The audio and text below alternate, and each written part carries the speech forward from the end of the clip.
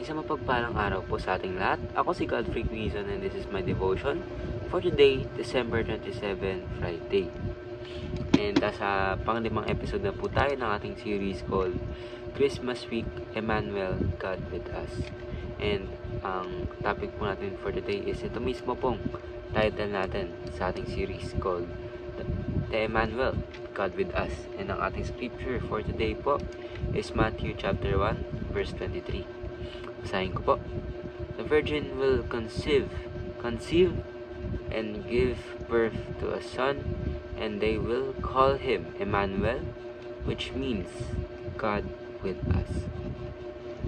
So, ang ibig sabihin daw po ng Emmanuel ay ang ating Diyos Panginoon ay nasa atin or kasama natin. And of course, dito po sa Matthew chapter 1, verse 23 is dito po nangyari na po yung pangako sa Old Testament sa Isaiah na kung saan ay ang isang birhen ay makanganak and ang papangalanan nitong Emmanuel. And of course, ang pangalan ng ating Panginoon sa Kristo ay Jesus ay parehas lang sa Emmanuel, parehas lang din yung meaning, halos parehas lang din. And of course, ano po ba yung tinuturo dito? So, yung first teaching po natin ngayon is God wraps Himself with humanity.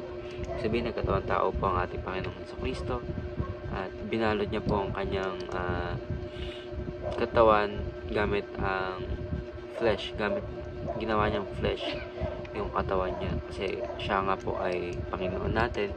Of course, bumaba po siya para iligtas tayong lahat.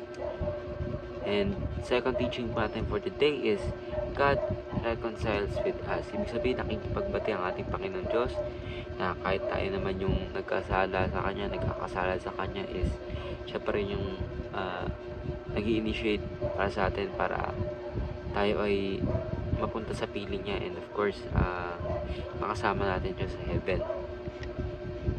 So, third teaching naman po natin for the day is God is present with us.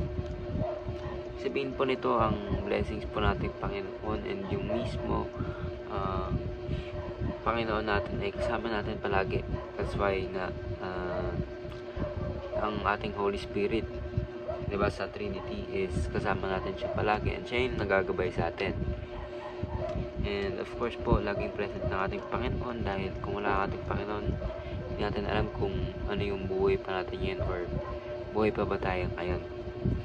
Kasi dahil ang ating Panginoon sa Kristo po, Panginoon Diyos, siyang gumagabay po sa atin every step of the way.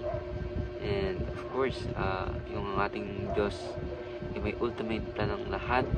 Siya yung naglikha sa atin. And of course, yung ating Panginoon Diyos ang nakakaalam ng the best plan para sa atin. Application naman po natin for today is treasure Jesus as the most precious gift. So yung first Christmas nga po ay pinanganak ang ating Panginoon sa Kristo at dapat po natin ituring ito na precious, pinaka-precious na gift na makukuha natin dahil ang ating Panginoon ay nagkatawang tao para iligtas tayo sa ating mga kasalanan dahil wala nga pong perfect na tao, ibig sabihin nagkakasala tayo na nagkakasala. That's why ang ating Panginoon sa Kristo ay bumaba para tayo ay maligtas. So, second application naman po natin is put your faith in Christ's work of reconciliation. Ibig sabihin, manalig tayo. Put our faith na yung pagbabati ng ating Panginoon sa Kristo ay sapat na, sobra-sobra pa.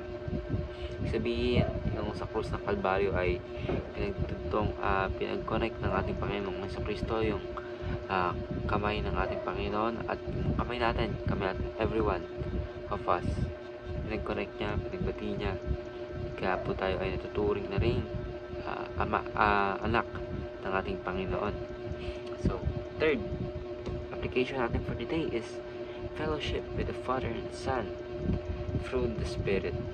Sabihin, yung bond ng Panginoong sa Kristo at ng kanyang Ama ay matutulad na rin tayo doon kasi of course, niligtas nga tayo ng ating Panginoon and magiging anak na rin tayo ng ating Panginoon. So, I ayun lang po. Maraming salamat. This is my devotion for today. Sana marami po kayo natutunan. And ayun lang po. God bless us all. Maraming salamat.